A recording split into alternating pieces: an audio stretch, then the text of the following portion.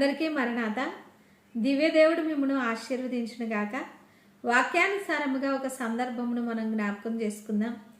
మత్తయి సువార్త 15వ అధ్యాయము 28వ వచనంలో కనాను స్త్రీతో ప్రభు పలుకుతూ ఉన్నటువంటి మాట ఏమిటి అంటే, అమ్మా, నీ విశ్వాసము గొప్పది, నీవు కోరినట్టే నీకు అవునుగాక అంటూ ఉన్నారు. దేవుని యొక్క పిల్లలారా, ఏ సందర్భంలో ప్రభువు ఈ మాట పలుకుతూ ఉన్నారంటే, కనాను స్త్రీ యేసుక్రీస్తు ప్రభుల వారి దగ్గరికి వచ్చి, దావీదు కుమారుడా యేసు, నన్ను కరుణించు, నా కుమార్తె దెయ్యం పట్టి బహు బాధపడుచు ఉన్నది అని ప్రభుతో విన్నవించుకుంటూ ఉంది, కేకలు వేస్తూ ఉంది.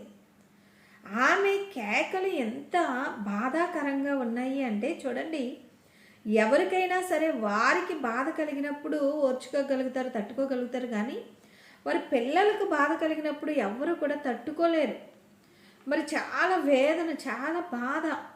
ఈమె కూడా తన కుమార్తెను చూడలేకపోతా ఉంది. కాబట్టి అంతరంగంలో నుండి, హృదయంలో నుండి చాలా వేదనతో కేకలు పెడుతూ ఉంటే యేసుక్రీస్తు ప్రభువు వారు చూడండి, ఒక్క మాట అయినా కూడా పలకకుండా ముందుకు సాగిపోతా ఉన్నారంట.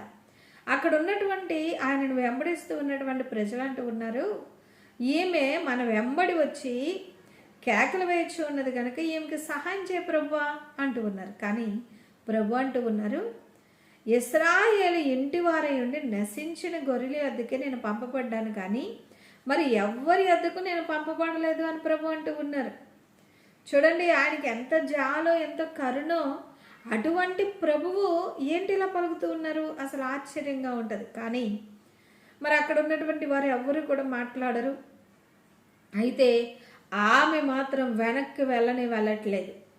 చూడండి, జ్ఞాపకం చేసుకోవాలి. ఈమెను బట్టి మనము ఏ సందర్భంలో, ఎటువంటి పరిస్థితుల్లోనైనా యేసుక్రీస్తు ప్రభుల వారిని విడిచి వెనకకు వెళ్ళేటువంటి పరిస్థితి ఉండకూడదు. అయితే మరి ప్రభువును మరలా అడుగుతుంది, అయ్యా, నా కుమార్తె దెయ్యం బట్టి బహుబాధపడుచు ఉన్నది, నాకు సహాయం చేయమని ప్రభువును విన్నవించుకుంటూ ఉన్నప్పుడు, వేడుకుంటూ ఉన్నప్పుడు ప్రభు అంటారు, పిల్లలు తినే రొట్టెను కుక్క పిల్లలకు వేయం కదా అంటూ ఉన్నారు.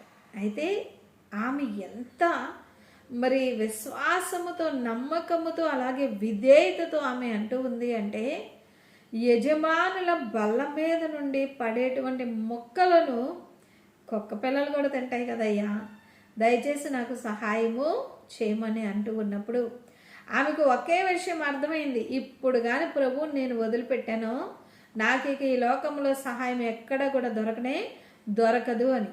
వెంటనే ప్రభు అంటూ ఉన్నారు, అమ్మా, నీ విశ్వాసము గొప్పది, నీవు కోరినట్టే నీకు అవునుగాక అంటూ ఉన్నారు. దేవుని పిల్లలారా, ఈ సందర్భమును బట్టి కనాను స్త్రీ యొక్క మరి విశ్వాసము, నమ్మకమును బట్టి మనం ఏం నేర్చుకోవాలి? ఏ విధమైనటువంటి పరిస్థితుల్లో కూడా వెనుతిరిగి చూడకూడదు.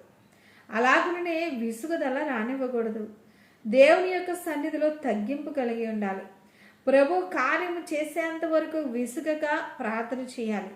ప్రభు సహాయం చేస్తారు. మన విశ్వాసమునకు పరీక్ష వచ్చినప్పుడు మరి ప్రభు యొక్క కార్యము కొరకు కనిపెట్టుకోవాలి తప్ప మనలో విసుగుదల, సనుగు, మరి అదే విధముగా దేవుని మీద కోపము, నిర్లక్ష్యము ఎంత మాత్రము కూడా రాకూడదు. ప్రభు సన్నిధిలో మనం విసుగక ప్రార్థించినప్పుడు, గత సంవత్సరంలో ఒకవేళ 2024 సంవత్సరంలో మీ అంశములు నెరవేరకపోయినా కూడా దేవుడు ఆలస్యమైనంత మాత్రమున అవి నెరవేరవు అని అనవద్దు. కాలం పరిపూర్ణమైనప్పుడు ఖచ్చితంగా నెరవేరుతాయి. మన కొరకు ప్రాణం పెట్టిన దేవుడు కదా, మన కొరకు సమస్తమును అప్పగించుకుని ఈ లోకంలోనికి వచ్చి బోధించి ప్రాణం పెట్టి సమాధి చేయబడి పునరుద్ధానునిగా తిరిగి లేచి ఆరోహణమై పరలోకంలోనికి వెళ్ళి మన కొరకు నివాసములను సిద్ధము చేస్తూ త్వరగా రానైనటువంటి ప్రభువు ఆయన తనను తానే మనకి చేసుకుంటే, మనకు అప్పగించుకుంటే, మన కొరకు యాగమైపోతే, ఆయనతో మనము మరి దేవుని పిల్లలముగా ఉన్నప్పుడు మన కొరకు మనం ఏమి అడిగినా ఆయన ఇయ్యడు. గనుక విసుగక ప్రార్థన చేయండి, ప్రభు వైపు చూడండి, విశ్వాసముతో సాగిపోదాం, నమ్మకంతో సాగిపోదాం. ఆయన మహిమరాకడి కొరకు మనలను, సకల పరిశుద్ధులను సిద్ధము చేయునుగాక.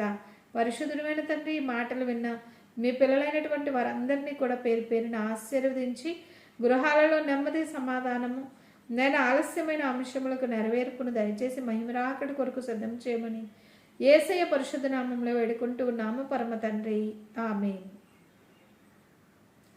దివ్యదేవుడు మిమ్మను ఆశీర్వదించును గాక. God bless you.